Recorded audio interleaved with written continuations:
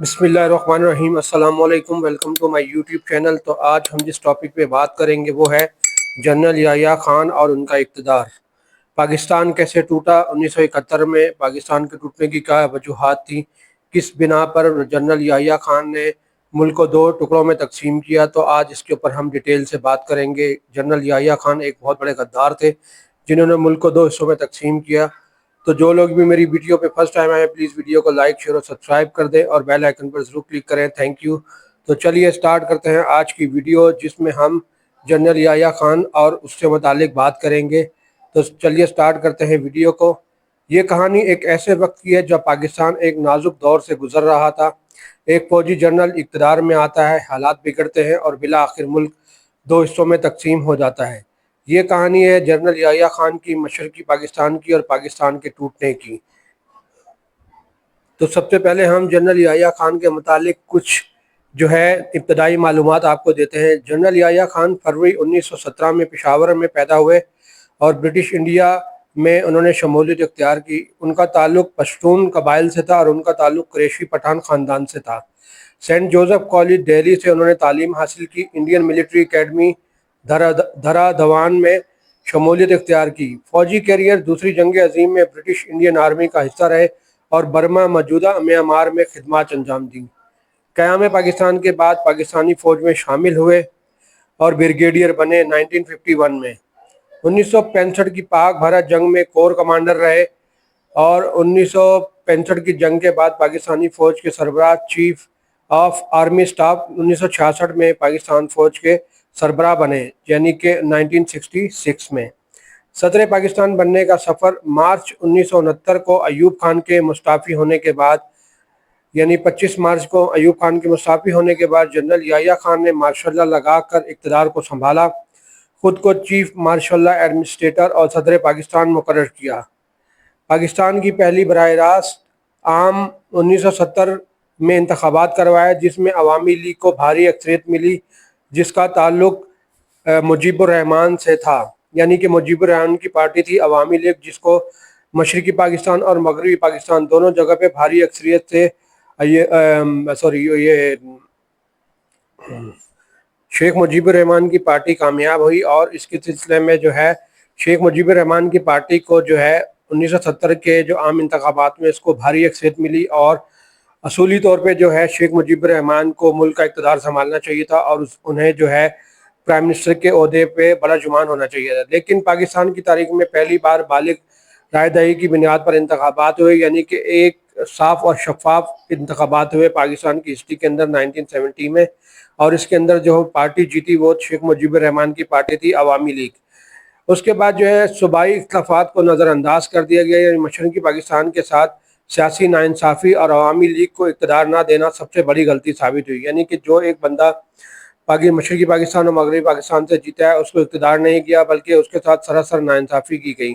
उसके बाद operation search light का आगाज़ हुआ, जो कि बगावत दबाने के लिए फ़ौजी कार्रवाई शुरू की, जिसने खाना जंगी को जन्म दिया। यानी कि मशरक़ी पाकिस्तान जो अब मौजूदा बांग्लादेश है उसके अंदर उस बगावत को कुचलने के लिए पाकिस्तान आर्मी ने फ़ौजी कार्रवाई शुरू कर दी, जिसकी वजह से सैकड़ों जो है ख़वातीन के साथ रेप किया गया और उनकी इज़्ज़त लूटी गई। कितने लोगों को मार दिया गया, बच्चों बूढ़ों जवानों को मार दिया गया और इसकी वजह से जो है जिसने खाना जंगी को जन्म दिया।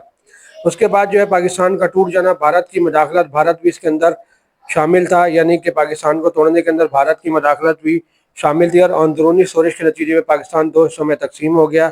मुफ्ती बाहिनी की तहरीकें जो कि बांग्लादेश के अंदर पूरी तरीके से अपना काम कर रही थी, जिसकी वजह से पाकिस्तान के टूटने की सबसे बड़ी वजह एक ये भी शामिल थी।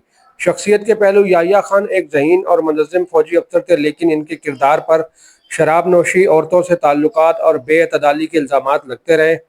इक़्तिदार के आखिरी दिनों में बेहद तनकीद का शिकार हुए। इन पर कौमी इत्तेहाद, जमहूरियत और मशरक़ी पाकिस्तान के अवाम की आवाज़ को दबाने का इल्ज़ाम है।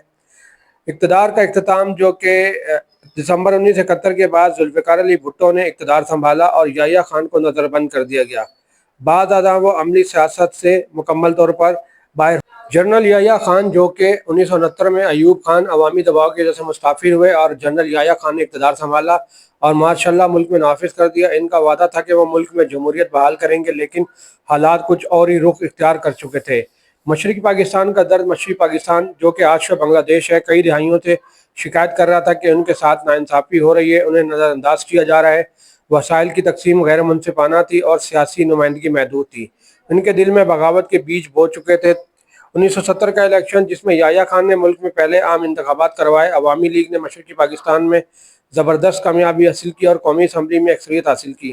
شیخ مجیب الرحمان کے پاس حکومت بنانے کا قانونی حق تھا، لیکن مغربی پاکستان کی اشرافیہ کو یہ قبول نہ تھا۔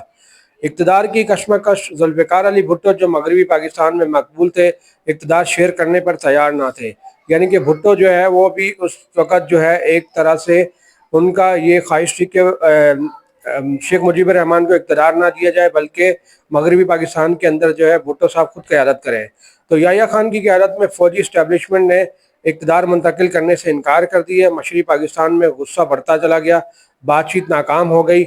آپریشن سرچ لائٹ جو کہ 25 مارچ 1971 کو یحییٰ خان نے آپریشن سرچ لائٹ کا اہم دیا، فوج نے ڈھاکہ میں طلبہ، دانشوروں اور عام شہریوں پر ظلم کیا، ہزاروں افراد مارے گئے۔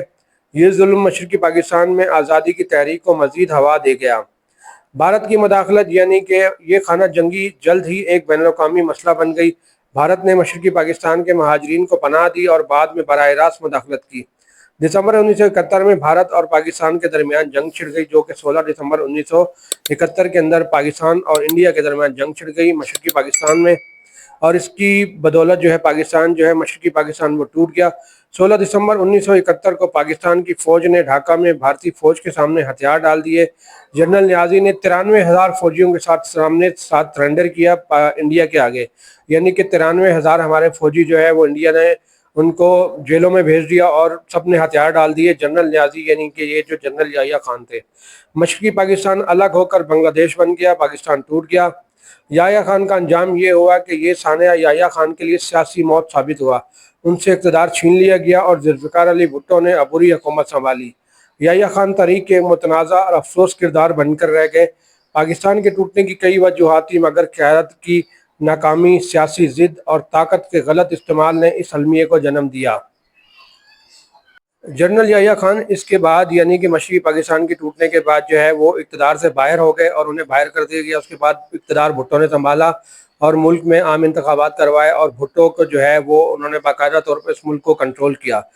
جنرل یحییٰ خان اس کے بعد عملی سیاست پر مکمل طور پر باہر ہو گئے اور 10 اگست 1980 کو گمنامی کی موت مر گئے۔ انہیں خاموشی سے دفنایا گیا اور عوامی سطح پر ان کا ذکر متنازع ہی رہا، اور آج تک پاکستان کی ہسٹری کے اندر انہیں بہت ہی خراب الفاظ سے یاد کیا جاتا ہے، کیونکہ وہ پاکستان کو توڑنے کے ذمہ دار تھے، اور وہ چاہتے تو اس وقت جو ہے بات چیت کے ذریعے مسئلے مسائل حل کر سکتے تھے مشرقی پاکستان کے اندر، لیکن عملاً انہوں نے ایسا نہیں کیا، اور اس وجہ سے جنرل یحییٰ خان ایک بہت ہی متنازع شخصیت کے طور پر ان کو ہمیشہ یاد رکھے گی، تاریخ کے اندر اس کو یاد کیا جائے گا، کیونکہ وہ انہوں نے مشرقی پاکستان کو توڑنے میں اہم کردار ادا کیا۔ مختصر سی تاریخ تھی جنرل یحییٰ خان کی اور انہوں نے جو کارنامے انجام دیے اس کی۔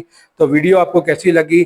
پاکستان کی ٹوٹنے کی کچھ وجوہات بھی اس کے اندر شیئر کی گئی ہیں، تو ویڈیو آپ شیئر کریں اور کامنٹ سیکشن میں اپنی رائے کا اظہار کریں۔ Thank you very much.